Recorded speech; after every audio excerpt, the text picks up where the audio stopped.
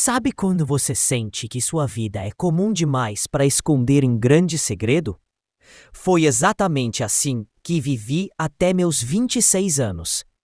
Meu nome é Lucas e sempre achei que minha família fosse como qualquer outra. Um pai trabalhador, uma mãe amorosa e uma infância relativamente feliz em uma cidade do interior. Não éramos ricos, mas nunca passamos necessidades. Meu pai, Roberto, era caminhoneiro e passava bastante tempo na estrada. Sempre achei que isso fazia parte da profissão. Era o preço a se pagar pelo conforto que ele nos dava.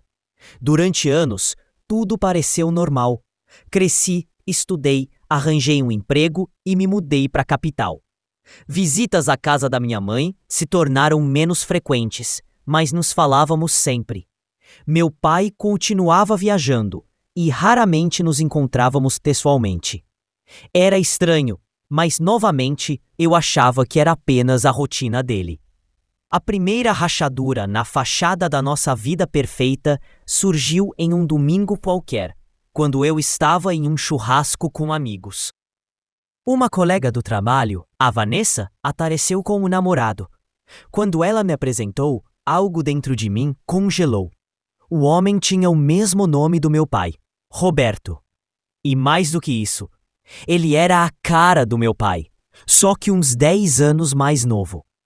Mesma barba, mesmo sorriso torto, até o mesmo sotaque carregado do interior.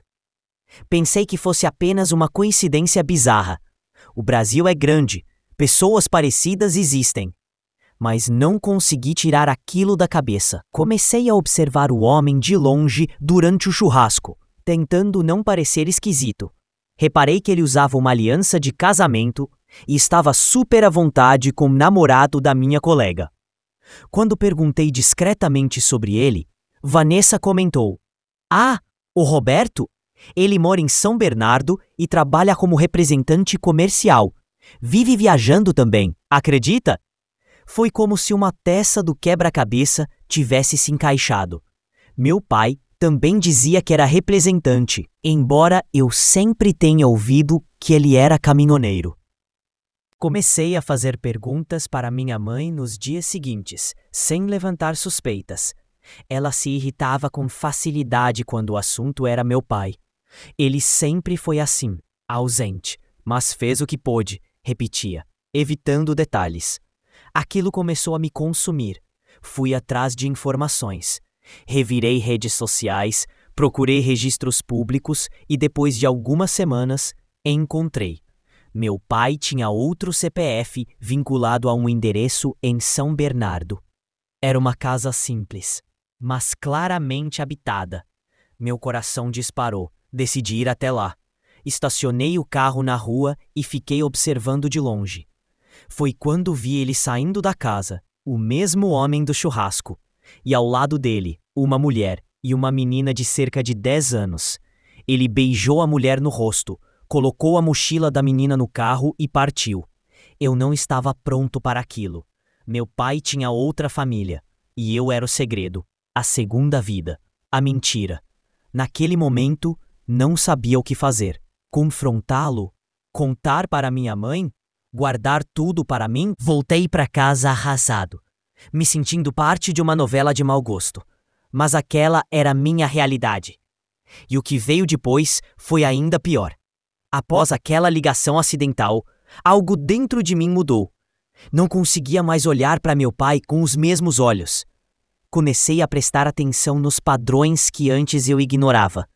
Ele ficava ausente por longos períodos sem explicação. Viagens a trabalho que surgiam do nada. Mensagens que ele saía para atender em outro cômodo.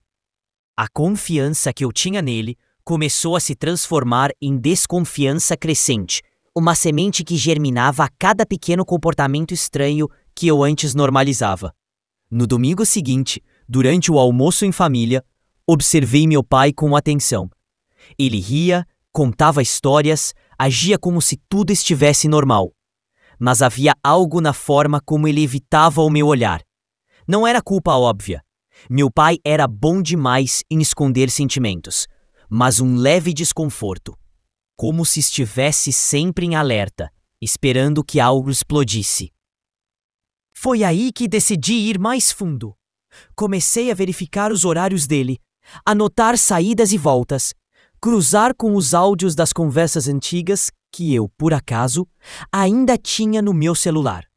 Não sou hacker, mas conhecia a tecnologia o bastante para acessar a agenda dele no computador da casa. E foi lá que encontrei algo curioso. Havia eventos marcados com o nome Luísa, nunca mencionada em casa. E o mais chocante, em várias quartas-feiras à noite, o compromisso era o mesmo: jantar com a Luísa. Aquilo não bastava como prova, mas eu sentia que estava chegando perto. Minha mãe, inocente em meio a tudo isso, continuava a mesma. Preparava as refeições favoritas do meu pai, ria das piadas repetidas e cuidava da casa com dedicação. Cada gesto de carinho dela só aumentava minha raiva. Como ele podia viver duas vidas, olhar nos olhos de minha mãe e ainda assim manter um segredo daquele tamanho? Decidi ir até o fim. Numa das quartas-feiras em que meu pai saiu dizendo que teria uma reunião tardia, resolvi segui-lo. Disfarcei bem usando um boné e roupa escura. Peguei o ônibus seguinte ao dele e fiquei a uma distância segura. Ele desceu numa área residencial do outro lado da cidade, um lugar que eu nunca tinha visto. Caminhou tranquilamente até um prédio pequeno e bem conservado. Tocou o interfone e entrou. Esperei por mais de 1 hora até que uma mulher saiu para levar o lixo. Era jovem, talvez 30 e poucos anos, e com uma criança, um menino de uns 5 ou 6 anos. Meu coração congelou. O menino era muito parecido com meu pai. Mesma testa, mesmo olhar. Eu sabia, antes mesmo de qualquer confirmação, eu sabia o que estava diante dos meus olhos. Voltei para casa tremendo. Nos dias seguintes, o choque virou obsessão. Revirei redes sociais, procurei por nomes, comparei rostos. E cada pista que eu achava parecia confirmar minha suspeita. Meu pai tinha uma segunda família. Uma mulher mais jovem, um filho pequeno, um lar paralelo. E ninguém da nossa casa sabia. O dilema então me corroía. Contar ou não contar a minha mãe? Confrontar meu pai ou continuar fingindo? Mas antes que eu tomasse qualquer decisão, algo ainda mais inesperado aconteceu. Não precisei confrontar meu pai. A verdade, como sempre, encontrou uma forma de se expor, e de forma brutal. 2 dias depois de eu descobrir tudo, minha mãe recebeu uma mensagem anônima no WhatsApp. Era uma foto do meu pai com a mulher que eu havia visto no prédio, abraçados na sacada do apartamento. E mais, outra foto com o garotinho no colo dele, sorrindo. Minha mãe me chamou na sala com o celular trêmulo nas mãos, pálida, como se o chão tivesse sumido debaixo dos pés dela. "Você sabia disso?" perguntou com uma voz baixa, como quem não queria acreditar na própria pergunta. Hesitei, mas não menti. Balancei a cabeça em silêncio. Ela fechou os olhos por um momento e, em seguida, chorou. Mas não foi um choro comum. Foi um choro contido, sufocado, como se todo o mundo dela estivesse desmoronando por dentro. Mas ela ainda tentasse manter a aparência de pé. Aquilo me destruiu mais do que qualquer outra coisa. Depois do baque, minha mãe se isolou por 2 dias inteiros. Meu pai tentou agir normalmente, mas estava claro que algo estava errado. Quando minha mãe finalmente falou com ele, não houve briga. Não houve gritos. Apenas silêncio. Ela olhou nos olhos dele e disse: "Você teve a escolha de dividir sua vida comigo, mas escolheu mentir. Agora você vai arcar com isso." Na mesma noite, ela saiu de casa e foi para a casa da minha avó. Meu pai, por outro lado, ficou ali, sentado na sala por horas, segurando o celular, olhando para o nada. Não pediu desculpas, não chorou, não tentou se justificar. Só ficou ali. Pela primeira vez, o homem que sempre parecia ter o controle estava completamente perdido. Eu, no meio disso tudo, sentia uma mistura de culpa, raiva e alívio. Culpa por não ter contado antes. Raiva por ele ter causado tudo isso.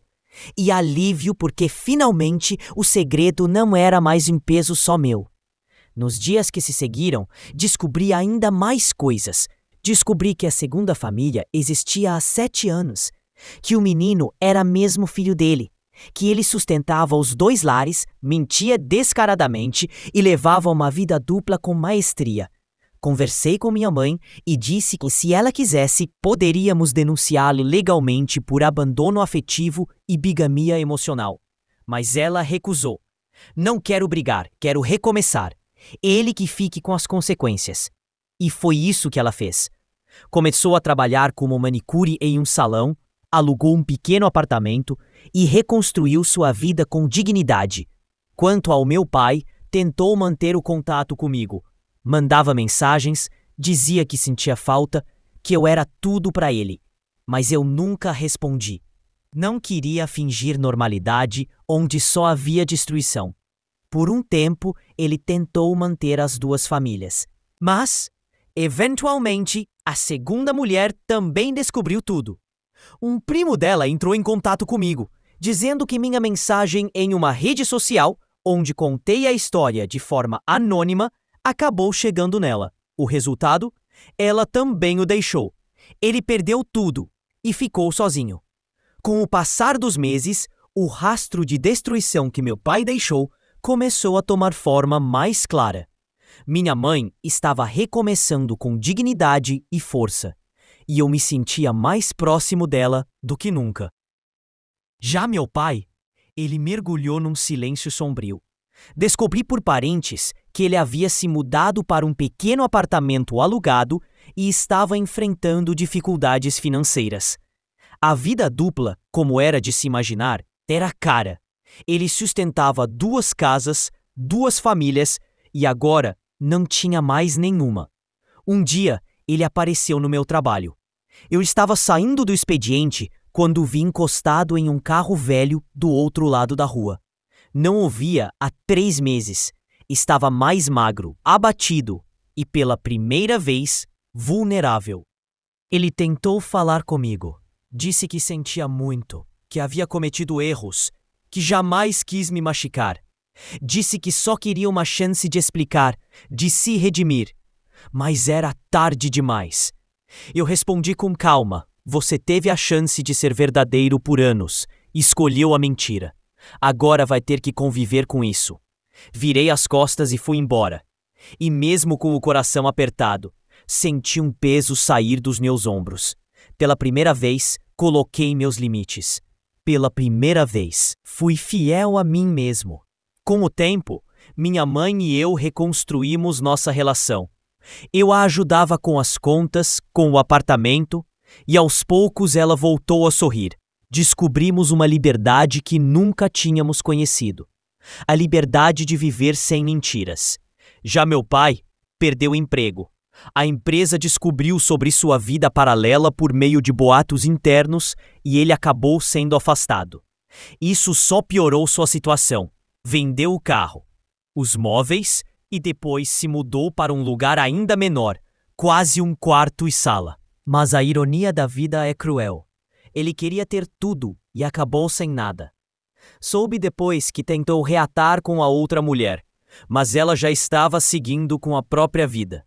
E o filho, seu outro filho, mal falava com ele. Dizia que não confiava mais em um pai que mentia tão bem. Essas palavras ficaram gravadas na minha mente, porque eu entendi ali que a dor que eu sentia era compartilhada por outro jovem. Um irmão, mesmo que indiretamente, que também foi enganado. E isso me deu paz. Eu não era o único ferido, mas também não era o único que tinha sobrevivido. Os anos passaram, e com eles veio a maturidade, o entendimento e, surpreendentemente, uma forma de perdão. Não o perdão idealizado, onde tudo volta ao normal, mas aquele tipo de perdão que você dá para se libertar do peso, não para absolver o outro. Hoje tenho minha própria vida. Trabalho em uma área que amo. Conquistei meu próprio apartamento. E mantenho uma relação muito próxima com minha mãe. Ela se tornou minha maior inspiração. Uma mulher que sofreu em silêncio por tanto tempo e, mesmo assim, teve forças para se reconstruir sem perder sua doçura. Quanto ao meu pai, nós não nos falamos mais. De vez em quando, ouço notícias dele por terceiros.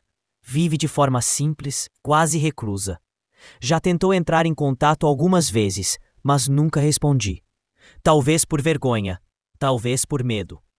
Talvez porque ele finalmente entendeu o impacto das escolhas que fez. Não o odeio. Não desejo mal. Mas também não sinto mais aquela dor que me consumia.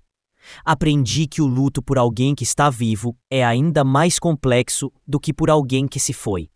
Aquele homem que me criou morreu para mim naquele dia no estacionamento. E isso é algo que precisei aceitar com o tempo. Por muito tempo, me perguntei se a verdade era mesmo algo tão importante. Teria sido melhor continuar na ignorância? Viver no conforto de uma mentira bem contada? A resposta é não. A verdade dói, mas ela liberta. Ela me permitiu entender que o amor verdadeiro exige transparência. E que mentiras, por mais bem intencionadas que sejam, destroem aos poucos tudo que é real. Hoje, olho para trás e vejo não só um trauma, mas um ponto de virada. A maior ferida da minha vida também foi o começo da minha liberdade. E por mais contraditório que pareça, sou grato por ter passado por isso. Porque me tornei alguém mais forte, mais humano, mais consciente. A vida segue e agora eu sigo com ela, inteiro. Mesmo com as cicatrizes. Se você ouviu e assistiu até aqui, muito obrigado. E se algum dia você sentir que algo não está certo, que algo está escondido, confie nos seus instintos, porque às vezes encarar a verdade é o primeiro passo para salvar a si mesmo.